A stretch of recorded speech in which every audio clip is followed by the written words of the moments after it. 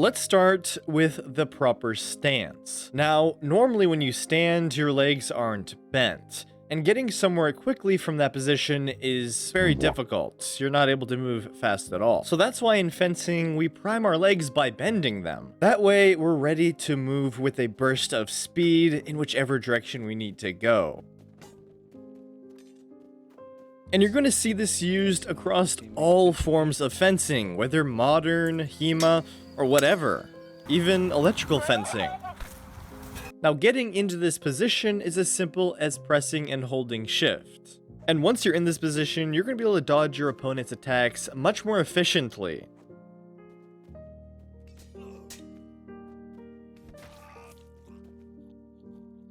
Also, your attacks will cover more distance when lunging, and they'll be more powerful.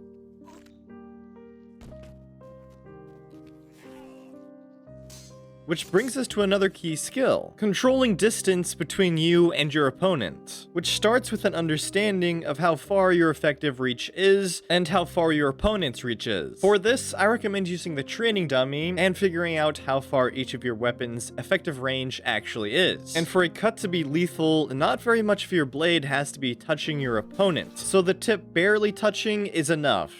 And when you're able to do this, in German longsword fencing, this position is called the Krieg. The other position is called the Zufechten. In this position, you are safest, because you're far enough away from your opponent that you can't hit each other. But you can still control the fight though. And if you step forward enough, you'll end up in Krieg again, and that's of course when their blade can come into contact to you. But how can we use this to our advantage? Well, since we understand how far our effective range is, we're not going to attack before we're in Krieg. As you can see here, our opponent attacked when he was in Zufechten, making his attack fall short and leaving him open. And since we waited a bit longer before we attacked, he's now in Krieg, which means our counterattack is going to hit. Oh, and don't worry about this part, I had him right where I wanted him. You see, I grabbed his sword with my foot, and then I used it to smash his head in as I fell to the ground. But I'll teach you how to do that another time. The next technique is going to be proper form and edge alignment. These aspects are very important in swordplay. They are what give your attack structure, strength, and the ability to cut through objects. But since we're doing this in a video game, it really just boils down to controlling your mouse movements. And to help us do this, we're going to turn down our mouse sensitivity to somewhere in between the bottom half of the slider, depending on what you have your mouse DPI set to and what feels natural to you. Personally, I have my mouse DPI set to 800, and I have my mouse sensitivity set to about a third. When attacking, we're going to be using fluid, smooth, controlled mouse movements. You really want to be able to feel the weight of the weapon carry through. You're not just thrashing about, but really letting the weight and momentum of the weapon carry it through. Otherwise, your swings are going to end up looking like this. And even though this still will work, it's not going to be as effective, and the cuts are just not going to go as deep. And once you lose control of your own weapon, you lose control over the fight as well. Another way to have better control over the fight is to increase the lock-on strength.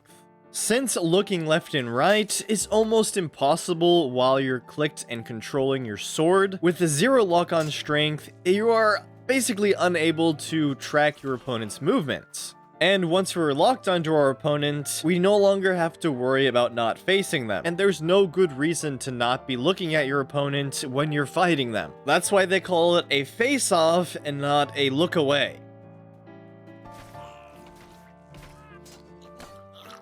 The next thing to always consider is keeping your weapon between you and your opponent. When you do this, it's called threatening your opponent. If they try to attack you, they have to address this threat before they can get to you. That's why most of the time the AI in this game choose to go on the defensive once you extend your weapon forwards.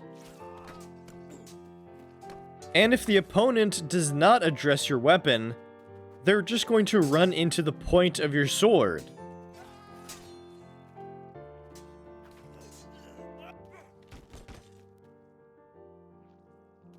Or you can just charge at your opponent and thrust them with the pointy end, like they say in all the movies. Which actually works surprisingly well, but works better in first-person mode, so you can actually make sure your point aligns with your enemy.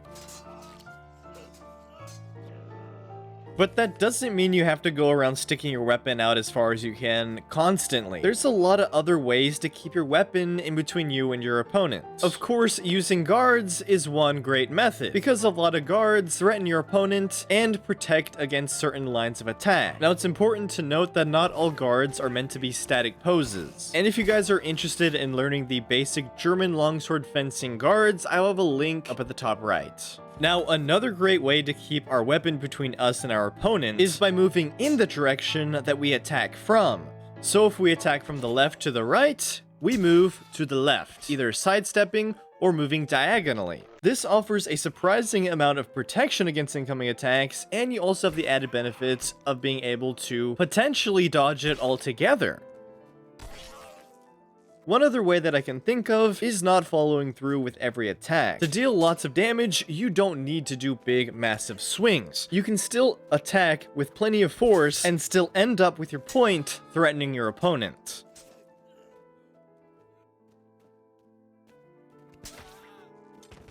And you can also do this when parrying, which happens to be the next technique that we're going to go over. And in half sword, there happens to be two different types of parrying. The first type is called the passive parry. Your character will automatically make small movements to try to block incoming attacks. In this fight here, I didn't move my mouse a single time. But of course, the passive parry on its own is not really reliable or that effective. It does come in handy sometimes, but a lot of times I find it being quite annoying, not being in full control over my own character. And the next type of parrying is called active parrying, which is when you purposely make contact with their blade. This method is a lot more reliable than passive parrying, but it requires a lot more practice and skill. It's also important to note that when you're actively parrying, your character will still be passively parrying, making adjustments to your weapon.